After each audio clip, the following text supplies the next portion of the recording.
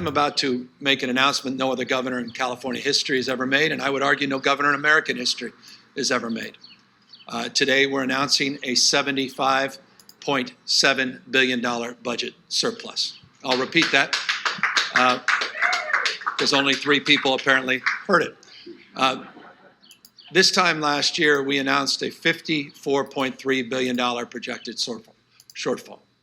Today, we are announcing a projected $75.7 billion budget surplus. It's a remarkable turnaround. We talked about California coming back. I made the point at the State of the State a number of months ago, California is not coming back.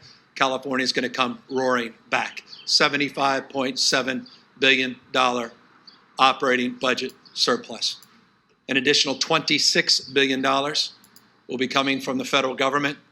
We are now in a position to roll out a $100+ billion comeback plan in the state of California. And the first announcement in that plan we're announcing today, and that's immediate relief to millions and millions of taxpayers, millions and millions of Californians. Today, we're announcing $12 billion tax rebate to the people of the state of California earning up to $75,000. Let me put that in perspective.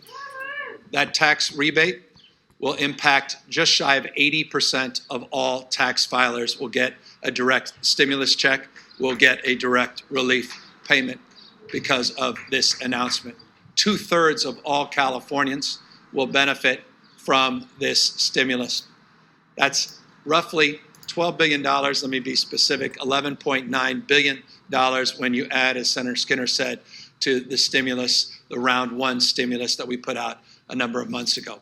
I want to make this clear, and I make this with respect that is due. This is a proposal from the administration. It requires concurrence and support of the legislature, and that's why it's humbling and very meaningful to have the 2 budget chairs here today. I'm by no means naive about the deliberative process as we roll out not only today's announcement, but we roll out this May revise on Friday of the importance of that give and take with the legislature. But I'm mindful that our values are aligned, and that's been demonstrable over the course of the last number of months with the early action that we've taken. So $12 billion in direct tax rebate. That's the largest year-over-year tax rebate that's ever been provided in any state in American history.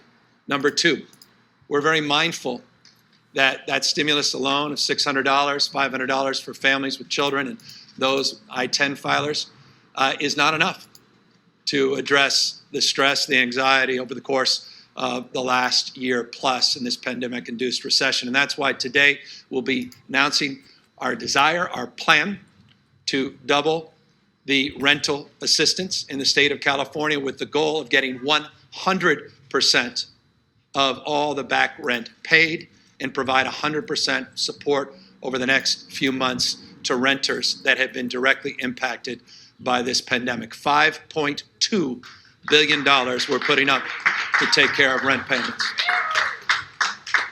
In addition to the $5.2 billion, this builds on the $2.6 we announced a number of months ago, additional $2.6, $5.2 billion, in addition to paying off 100% of that rent going back to last April and moving forward over the course of the next number of months. We're also mindful rent is just one part of the burden of households. Issues of gas, electricity, and water are real. So today we're announcing $2 billion of direct relief to pay down utility expenses, to pay off water, gas, and electricity needs. $1 billion of that $2 billion specifically we're proposing to be set aside to address the issue of water in this state. So this is not an insignificant announcement. It's unprecedented, as I say, in California history, but that's rhetoric, and that often gets lost. But direct stimulus checks going into people's pockets, that direct relief, that's meaningful. Direct renter relief at 100%, not the 80% is our proposal, and we would allow for that 100% to be retroactive to cover those that have already received the 80% assistance, and providing $2 billion for gas and electricity and for water, we think is a significant direct, not only stimulus, but direct relief to millions and millions of Californians in need. And this is just the first of many announcements this week across the spectrum that amplify the narrative of this state truly roaring back. I want to just close, make a few subsequent points to what the Senator was referring to a moment ago as well. This is all on the basis of the recovery that California is already experiencing. It's on the basis of the revenue that's coming in historic terms in the state of California. And that's because we are defeating and we are successfully applying strategies to address this pandemic. And as Senator Skinner rightfully said, our case rate and our positivity rate are among the lowest in the United States of America. In fact, today the 7-day rate came in at just 1.0%. That's the lowest 7-day case rate, or rather positivity rate, since the beginning of this pandemic. And put that in perspective, some have suggested, well, we're not testing like we did. That's not necessarily the case. 223,000 tests came in yesterday, 1,337 individuals tested positive for COVID. Accordingly, the Senator was right, California continues to make progress on vaccinations. Just shy of 32.5 million doses have been administered to Californians. Just shy of 62% of all Californians have received at least one dose. Eligible Californians 16 and over. This week, we will request from the federal government 100% of the available supply that's been set aside for the state of California, 2,076,000 doses to be exact. And while there has been a decline in people that have looked to access the vaccine, it's not as precipitous as many other states, but we are mindful it's a decline nonetheless. And I reinforce this in closing before we open it up to questions to make this point. One has to do with the other. That California's economic success, our economic recovery, is predicated on ending this pandemic.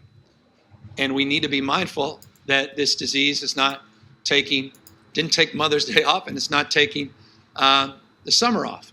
It's as deadly as it's ever been. And we are mindful that the mutations are as challenging as they've ever been. We are monitoring well over just shy of a dozen mutations in this state. And that's why it's important to remind each and every one of you the power and potency. If we want to get our kids safely back into in-person instruction and get our small businesses back up and operational, if we want this economic recovery to continue as robustly as it's began, we need to continue our vaccine program. We need to continue to be vigilant and mindful of mask wearing and social distancing until this disease is behind us once and for all. 275,000 jobs have been created in the last 2 months in the state of California. 41% of America's jobs came out of the state of California in February.